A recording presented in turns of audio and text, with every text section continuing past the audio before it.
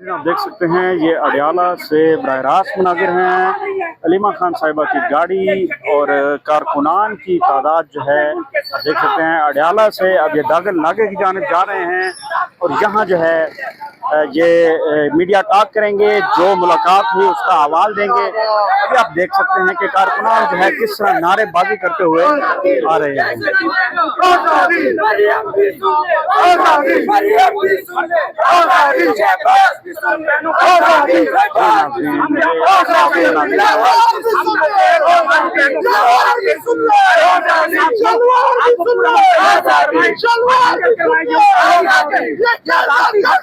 किसी मुल्क की अदालतों में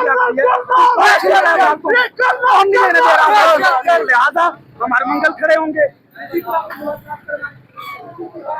जी नाजरीन, आप देख सकते हैं कि अलीमा खान साहिबा की गाड़ी और एक कारकुनान अडियाला गेट 5 से जो है नारेबाजी करते हुए पहुंच रहे हैं। लगा सकता हमारे आबाओ अजदाद ने इसी मुल्क को कुर्बानियों से बनाया है। अंदर हो, अंदर हो, अंदर हो, रोक उसे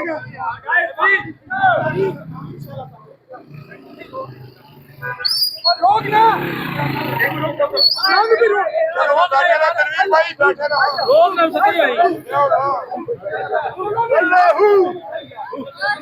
ये अलीमा खान साहिबा की गाड़ी, अलीमा खान साहिबा की गाड़ी जो है ये देख सकते हैं ये दागल की जानिब जारी है।